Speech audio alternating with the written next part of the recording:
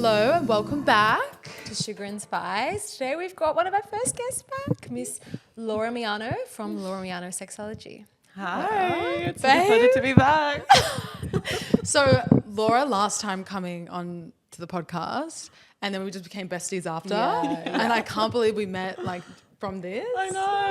The cutest thing ever. I was talking about, I was talking about how you have characteristics of both of Raquel and I. Don't you think? Like, yeah, we are like, yeah. It's so cute. Absolutely. You're like cinnamon or something. Yeah, I'll be cinnamon. Done. Yeah, we love it. We absolutely love it. Today we're going to talk lots of fun, juicy things about Laura's profession. She's going to give us lots of advice, and we're just going to pick back up on the episode that we did last time. So if you haven't watched that, you can go through our YouTube and TikTok to find it with lots of good information then. So Laura, can you give us a bit of a background on yourself? Yes, absolutely. I'm a sex therapist. I've been working in the field for about 6 years now. I have my own sex therapy clinic called Miano Clinical Sexology, and I specialize in treating a range of sexual concerns like desire discrepancies in relationships, challenges with orgasms, erectile dysfunction, lots of different sexual concerns that relate to sexual functioning, sexual pleasure, and having sex itself. Love her. She's literally an encyclopedia when it comes to everything to do with sex. Help me. Comes in very handy. Yeah. Well, I guess we can pick up off what you specialize in and kick off with desire. Yeah. So I guess, what do people do if they're feeling a lack of desire in their relationship? Okay, well, I would say start off with observing and noticing when you notice the desire drop. So has it always been low, or has it just been low in the last few months? And what coincided with that drop? Was it an increase in stress? Was it maybe unresolved conflicts in your relationship? There could be so many different reasons. But yeah, see if you can kind of investigate when the drop happened. And then you can also look back to times when sex was really good and figure out what was happening then that isn't happening now. What made you desire it so much back then, and what factors are not present in the current day. But it's quite normal for desire to ebb and flow, right? In a relationship, you shouldn't be thinking it's like strife at the end if you're kind of going through an ebb and flow. 100%, yeah. Just like a connection will ebb and flow in a relationship. Sometimes you'll feel more connected. Sometimes you will feel less connected. Desire will also be the same. So it will go up and down. And I guess perhaps it's becoming more of a concern if it is a consistent kind of issue, and it's maybe been, more than 3 months. And it's causing you distress and things like that. Yeah. Is it something that you can talk about, or is kind of pathologizing it a bit of a mood kill? That's a good one. Because I know that when it comes to men, maybe discussing those things, because, things are so psychological for them, I mean, for everyone, is it kind of a mood kill? Is it kind of making like... But then if you don't talk about it, then it's like it just festers and gets worse. So how do you... Yeah. What are some tips on like bringing it back, or like can you make someone desire you more?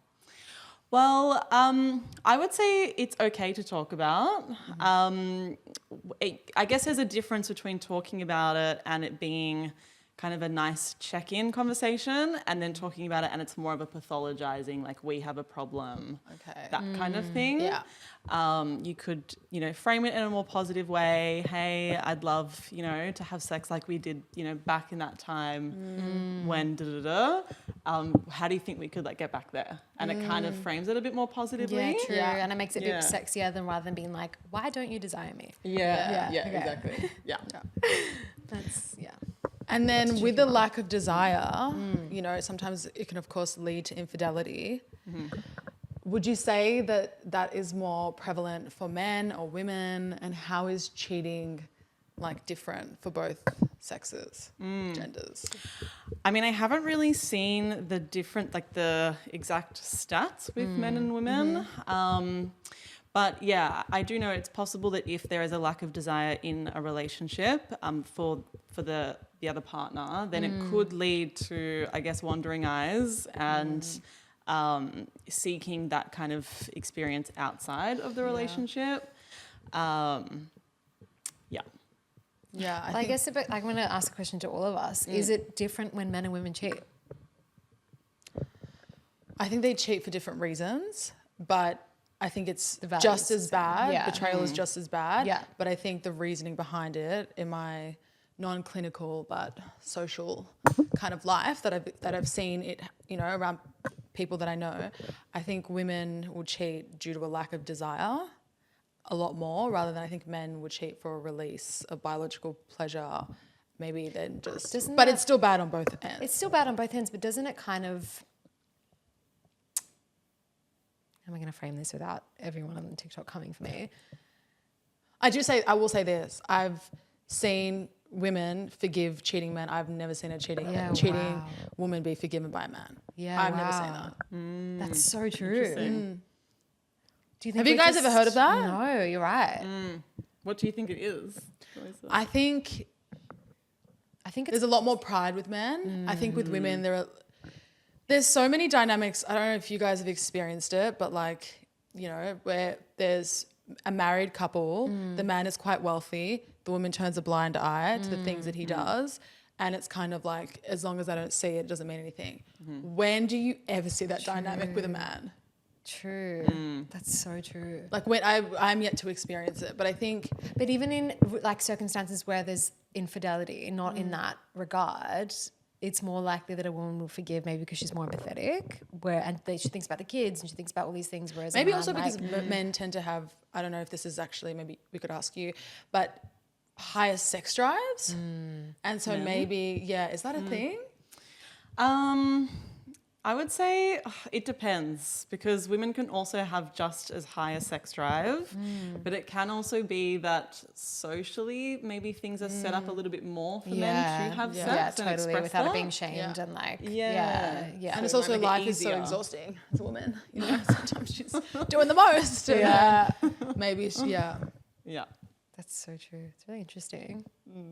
I'm kind of okay. This people might come for me for this, but if a man is not making his woman feel desired, and she cheats, why aren't you making her feel desired?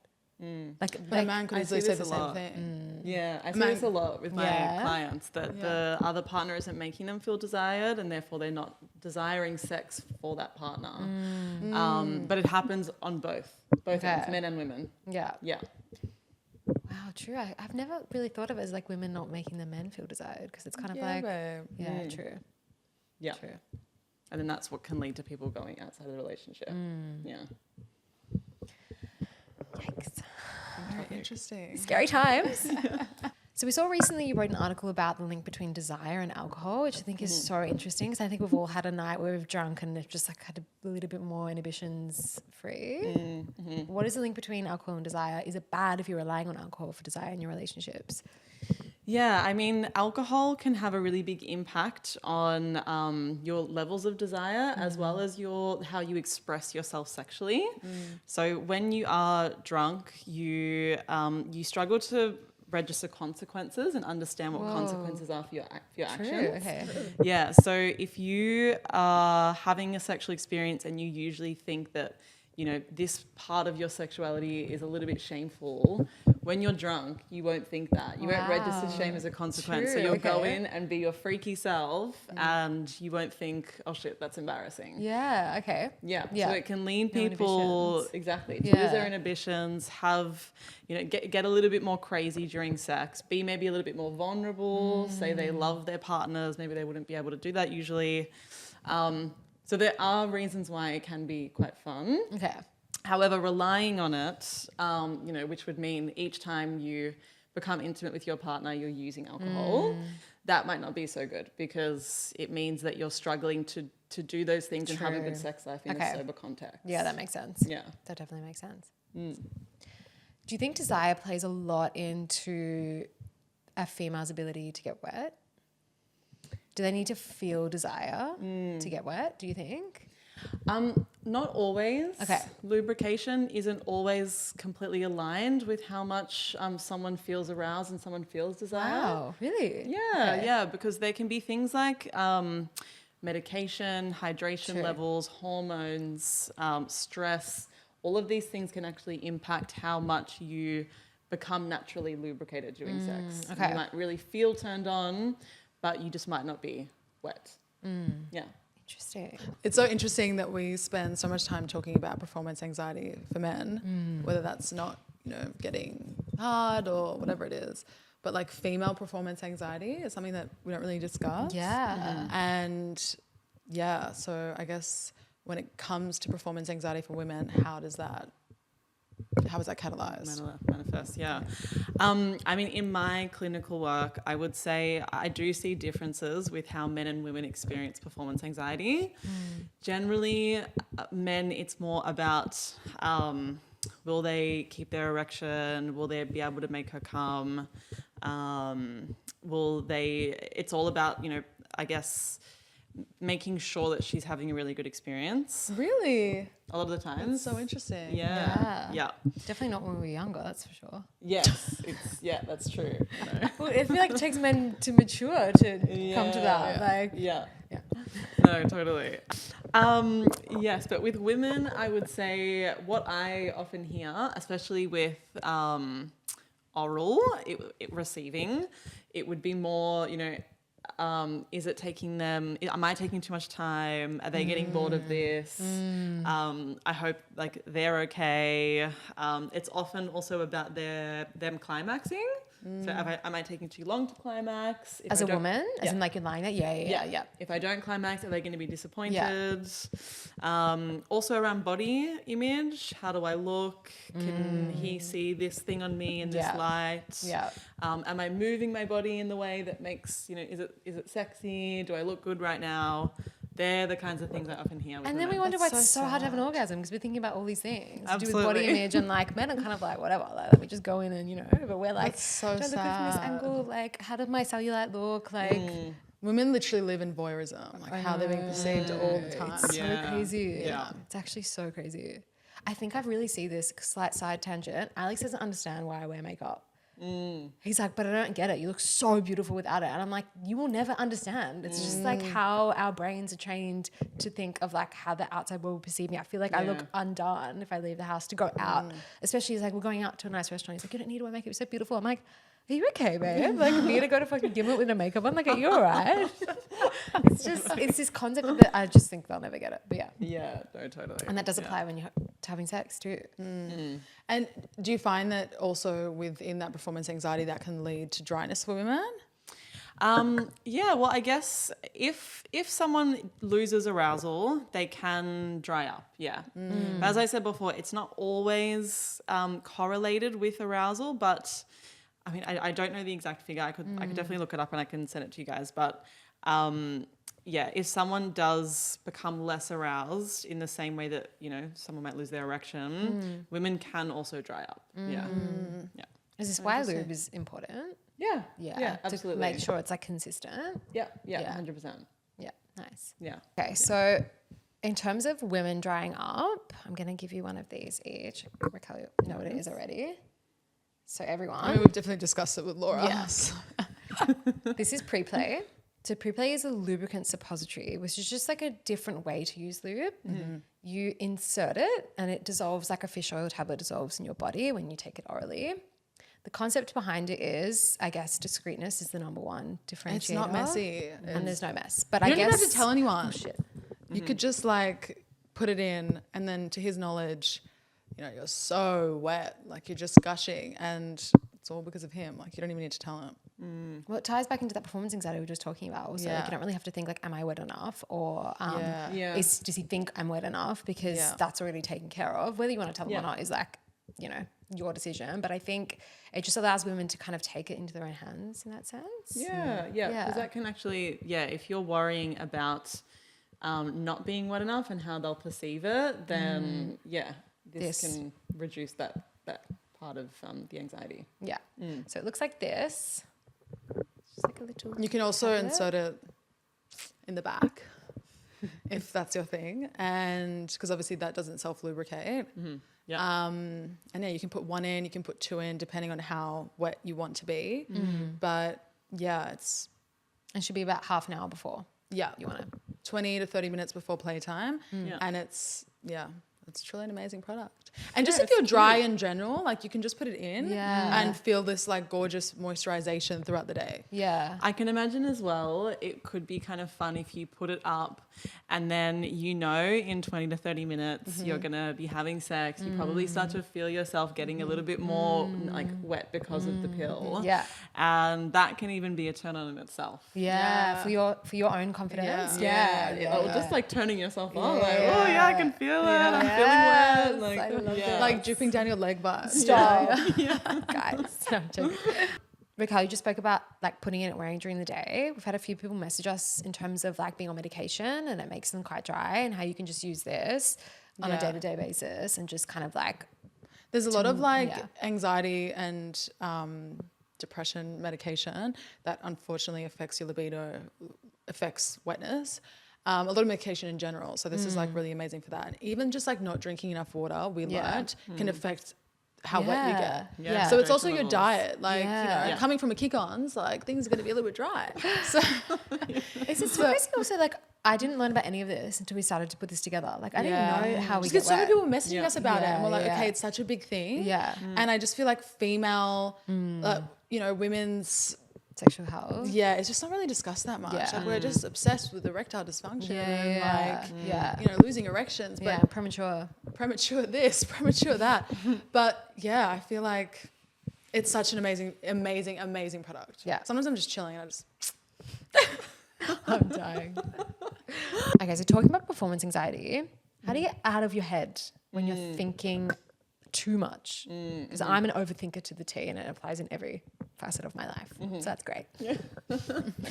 So I would say start by just observing. So notice during sex when you are thinking I should be doing sex this certain way, any should thoughts. So they're usually a sign that what you're doing currently isn't right and so you should change something. Okay. And what you're doing there is you're letting your mind guide the experience rather than your body and your feelings. So I would say start with just noticing when that thought comes on. It might come on when you start to go on top, but then when your partner's on top of you, you don't have that thought come up. So just notice at what times those should thoughts are coming up. Wow. Okay. And then when you notice that you're doing it, start to try and drop more into your body by building awareness of what you're feeling in your body. Yeah. So if you are on top, for example, you might find that if you start to slow down a little bit, it actually starts to bring up more pleasure. And then you might have a thought that comes up that says you should go faster because that's what looks better or whatever the reason why. But push that thought aside and just keep following this feeling. This pleasurable feeling that you're experiencing. That would be like the main technique, I would say. It's just about pushing that thought aside and following that pleasurable sensation that comes up. Is it kind of like the same tactic towards meditation? Like zoning in and focusing inwards and just like trying to release all the thoughts and being present in like the feeling that you're having. What do you think about? I'm so 100%. curious. Really? Yeah. Not so much now because it's 3 years in, but I guess used to be like the classic girl things. How do I look? How does my cellulite look? Like I thought you were thinking about like work. Like no, like, babe. It's about definitely you. it's Okay. definitely like just being too present Yeah. and thinking about everything. But to be honest, to try and get to the big O, sometimes I'm like, bring it back in. Like my mind wanders because I'm lying there and I'm like, I overthink literally every second of my day. So it's really hard to then just lie there and not be like, thinking about work. You know what I mean? Like bring it back in. Like, so yeah, definitely could be more present. Yeah, what I'd say in those situations is that, if you can use more mindfulness to focus back in, like what you were saying with Such a meditation. beautiful mindfulness is like the best thing on the planet, I swear. I find that like, you know how when you're working out and you have like a mind muscle connection? Yeah. So you think about your glutes. When you're Oh, working out your yeah. glutes, you think about your obliques, whatever it is. I think about that. That's what, like But is that like how you look or more so like you're getting a workout? About the sensation. About the feeling. I like think about the O. Okay. And like But really don't you focus on find- that and then it happens. Don't you find Yeah, thinking yeah. about the O pushes you further away there because you're thinking about it, you're not letting go. I have to be fully personally, absent-minded to have a no. I have to be like not in the room. Yeah. If I'm thinking about having it, I'm not going to get it. For me, You're just personally. focusing on the sensation, or you're No, I'm more thinking about like getting there. yeah, you're thinking about, and that's what gets you there. That's No, what doesn't? no. If I think about getting there, like, but I don't won't get sink there. into the sensation, don't get there because I'm like, where is it? Do you know what I mean? I think what you're both doing is probably similar. Though. You're Yeah, probably just different sides of the coin. Yeah, like you're focusing on the feeling, and you're also focusing on the feeling. But maybe for I you have it's to also this fully cognitive. focus on the feeling. Yeah. And then it comes. Like, Yeah. I actually Yeah, can't think similar. about nothing. Like I have to like really focus on what is going on and like so keep interesting. my like I have to be absent, yeah. like not here. But then I don't know, like I have to like think about pleasure. Like think about how this is feeling right now. And then I don't know, yeah. But then if I start to think about that, then I'm like, do. Yeah. You know what I mean? I'm like, and all my See, I'm other like, thoughts come in. It's the only thing I'm thinking about. Yeah. You know me, babe. Like I'll start overthinking like, you know what I mean? Like the most micro little thing to do with getting there. You know what I mean? Like I have to be like, she's checked out. Yeah. What are some tips on getting to the big O? Like, I don't know what the percentage is, but there's a lot of people that have never experienced it or Babe, I was 27. when you, Yeah. Yeah. But were you experiencing it alone? Yeah. Hey, Oh, Mum. yeah. Yeah. Okay, yeah. And then some people can never experience it, right? Yeah, some people. I thought I was one of those people. I remember you saying that to me. Yeah. You were doing it on your own. Yeah. Yeah. And then I was like, and then was with the most random person also. Yeah. I was like, how? Yeah. Well, I mean, often struggles to get to the O, especially when it's happening in one context, like solo, but not the other, like partnered. Often is about struggles to get to tap into pleasure. So, as I was saying before, with the alcohol topic, sometimes we feel afraid to like express the true sides of ourselves that we want to express during sex. True. And we might also feel afraid to pursue what truly brings us pleasure. So, for example, you might find that you really love to kiss for like 15, 20 minutes to go really slow and sensual, but this little voice in your head might say to you, you're going too long, go on to the next thing, like hurry it up. And then that means your pleasure and your arousal just won't get to the height that it is capable of getting to. Because the female anatomy needs longer, right? Generally, yeah. Yeah. Yeah, it does, yeah. Yeah. And so, that requires you putting boundaries up, slowing the guy down, pursuing what you want. There's also vulnerability as well. If you're afraid to like tap into that real sexual side of yourself because of how they'll perceive you, that will also stop you from building your arousal. Because the more aroused you get, the closer you get to the O, the more you have to like lose your inhibitions. Why do you think there is so much shame around like our true sexual selves? I think because perhaps in movies and in porn, we see one kind of dimension of sex and of intimacy, and we don't, we're not kind of educated on that, especially women, they need a lot longer. They need like a drawn out process on like media, porn and movies. It's often depicted in quite a sexual way, not so much sensual, maybe not so much kinky. And it's also quite linear. It starts with like kissing, then foreplay, then intercourse, then the O. So it makes it, people that want to divert from that, it makes it hard. Like a good example of this is a lot of the people I speak to, a lot of women, they love starting an intimate experience by like kissing for a little bit and then taking a break and like sitting back and like talking a little bit, laughing again, just touching again, just little bits of touching like on the arms and stuff, and then kissing and then even taking another break again. But that's not what you see on movies. It's like the kissing, it's like the bang, foreplay. bang, bang, bang, it's over in like 3 minutes. I think it also ties into the voyeurism we're talking about. Yeah. Like even when you watch something like James Bond, like it's almost like you're viewing the woman through the man's eyes. And I think so it adds to our ideas of like how are we being perceived and wanting to be this porn star, wanting to make him have the best time of his life. Yeah.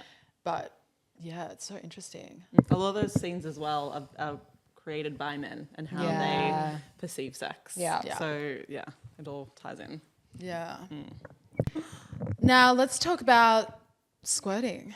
How do people squirt? I know you have a guide. Yes, I do. I have a guide on my Instagram on how to squirt. Yeah, I'll have to read it. Still haven't read it.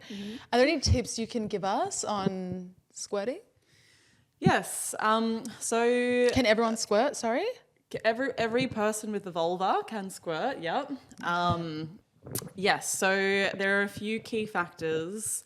One, being really relaxed and being really turned on. They're two really, really important parts. Some people can squirt quite easily. Really? And they might not need that. They might squirt every time they have a sexual experience. Yeah. Whoa. I'm thinking about the stars, the corn stars. Yeah, but like, do you train yourself into that? Or do you just have that naturally? Sometimes that is also superficial. It's not real. They might put things inside their vagina to make it look like it's squirt. Yeah. Oh, wow. But some might have it naturally. But yeah, there are little things that they can push in.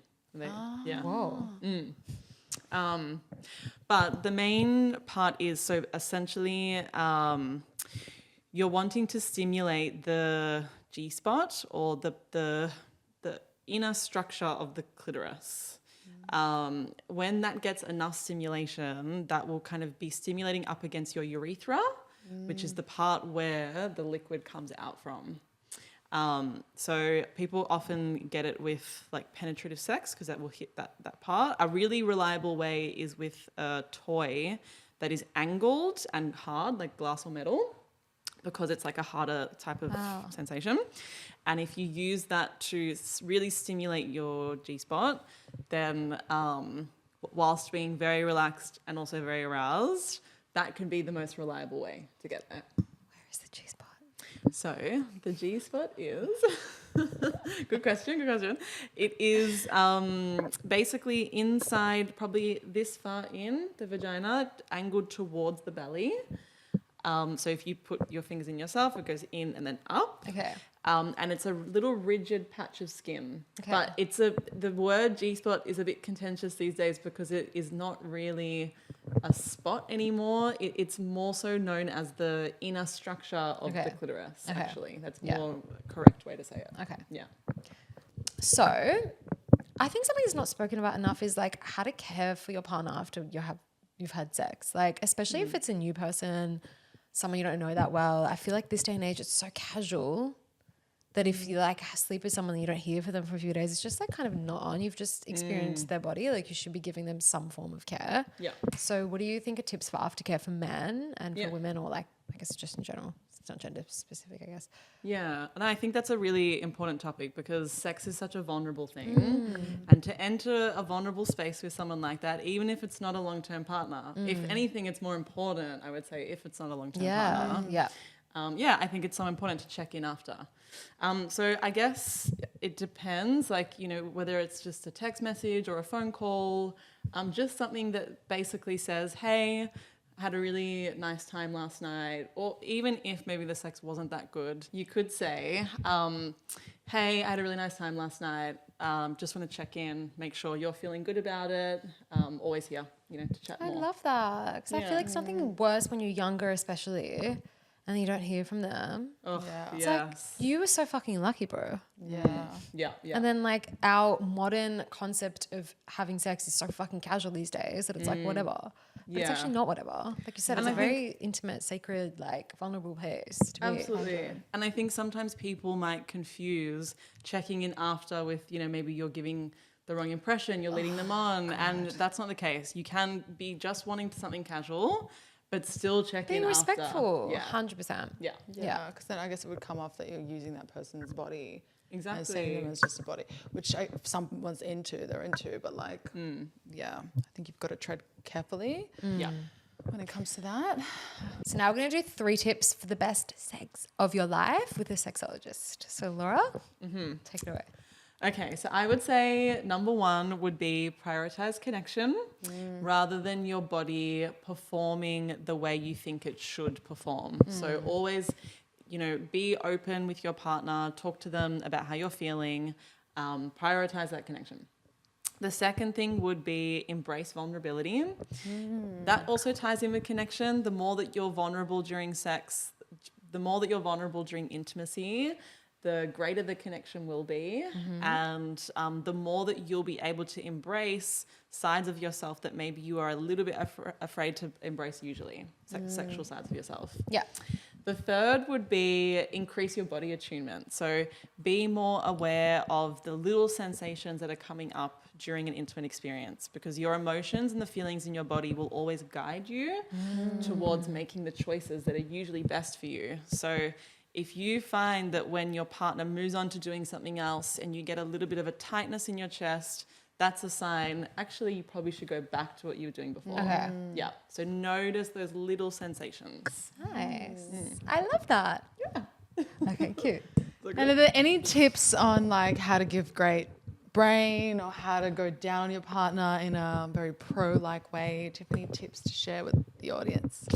Yes. Okay. On how to give, I would say make sure you're as relaxed as possible. If you're to give. Yeah, true. Yeah, because if you're really tense, I mean, firstly, in terms of your throat, it's going to be harder to have things inside there, because if you are tense, you'll have more of a reflex. Yeah. More of a reflex. So the more relaxed you are, the more you'll be able to actually enjoy the experience. Okay. The other thing would be as well is love what you're doing. So rather than thinking about performance, how can I do this the right way? Think about how you can do it in a way that you genuinely enjoy Yeah, it. put your back into it. Yeah. Like really, yeah. So, say to yourself, wow, this looks so nice. This feels so nice. I'm enjoying this so much, and get into it as much as you can, because they'll be able to tell if you are doing it just to get them there, which doesn't mean that you're really liking it that much, versus you genuinely loving it. They'll pick up on that and then they'll love it. Yeah. I think for women, sometimes when receiving it, partners can be doing a bit too much. Yeah. Changing it up Yes. too much. Yes. All Too of a sudden fast. becoming a wizard, like just too many Yeah. things. So yeah, I think it's very interesting. Do you I have any think- tips on like the female, like how partners Yeah. can give the female anatomy Absolutely. a good time without being, too much, too fast, too wet, all the things, you know what I mean?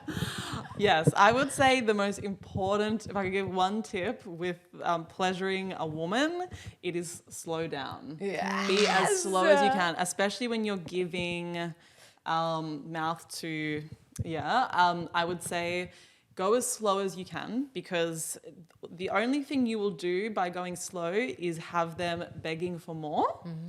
Whereas if you go too fast, you'll overwhelm them. There's a risk of overwhelming them. Yeah. And it's far safer to have them wanting more than to having them push you away because it's too much. I love So that. interesting. Yeah. So boys, take note. Or girls, boys, Slow whatever. down. Slow down. Let's do some rapid fire. Starting off with, is monogamy natural to us or is it a social construct? Okay, I would say it depends. It's a tricky one, because a lot of people in this modern day do actually feel quite comfortable with being non-monogamous. They find that their partner can't give them everything, so therefore they might seek non-monogamy from someone, from another person outside of their relationship. Is it natural or not? It is a tricky one, because I guess if people were feeling good about it these days, and then how could that be possible, I guess? If it were natural and people are still desiring it these days. Yeah, I'm not sure. My kind of take on it is like, whether it's natural or not, maybe this is conservative in me, it's like, okay, stealing food, right, because you're hungry might be natural to us, right? Because we're animals at the end of the day, we want to survive, whatever. Doesn't make it like the vibe, right? We can right. kind of moved beyond natural in Yeah. a lot of elements. And I feel like in terms of creating a family, if you don't want to create a family, it's fine. Why? I don't know, maybe fucking grill me in the comments. If you don't want to create a family, whatever, live your life, because it's between two people. But when it's involving children, I feel like then there's a problem, because it's no longer involving two people. Yeah. And that's my take on it. Would you guys ever accept a non-monogamous relationship? No. No, I wouldn't. I'm too jealous. I'm like, get away. Like, what are you doing? Like, so you would literally, oh my God. I would have a meltdown.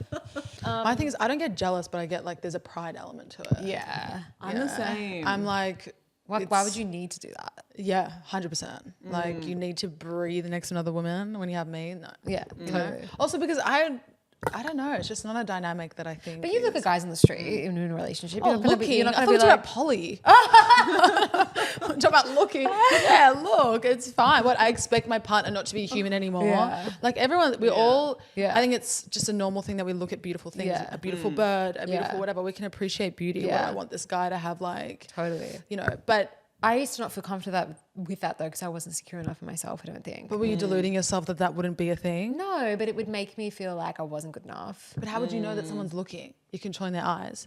I'm with them. What are you talking about? Oh, when they're looking at other girls while you're with them. As in, like, someone will walk by and they'll just naturally look, and I'll be like, "What the fuck are you doing?" There's such a You're big insecure, difference in yeah. looking though. Totally, babe. Totally. Because even like, I feel like I've walked past a married couple and the woman would feel uncomfortable. She could be pregnant or long term. puppy. And I feel really bad about that. I'm like, why are you looking at young girls? Exactly. You crusty, Ew. dusty old man. Yeah. There's a difference between a look and a look of desire. Totally. Yeah. You know, Totally. like a lion looking at a piece of meat. Yeah, Like yeah, there's yeah, a we've very all big felt difference it. in looking. Definitely, If I had some guy thirsty Yeah. over a girl, ew. Ew, ew, Yeah. ew. Okay, next rapid fire question. Is corn harmful to relationships? Okay, again, it depends. Sometimes it can exist in a relationship. Both partners can be okay with it.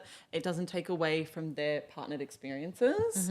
However, sometimes it can become a little bit more compulsive than that, more problematic. And that means that, you know, one of the partners might be relying on the material. Did you guys watch the Mormon Wives?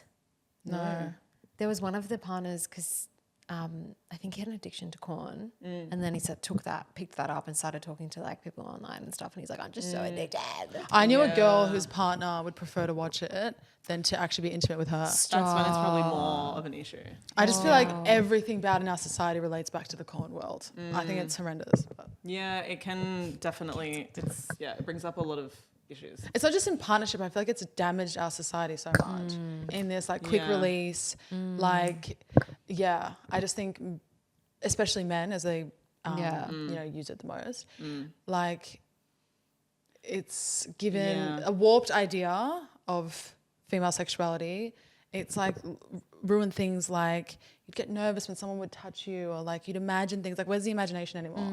It's like you're already jumping to this thing. And I feel like it's really tapped into particularly men's psychology so well in like this really, really insidious way. Just because it's so hypersexual and it's just, I feel like it's like such a crutch for so many men. well, it rewires the brain, right? Because it's dopamine, so the reward link, so then it can create condition addiction. your sexual functioning, to require this certain level of stimulus in order to have your system respond, like your sexual system. Which partnered real world experiences cannot mimic. Whoa. Yeah. Crazy. It was crazy.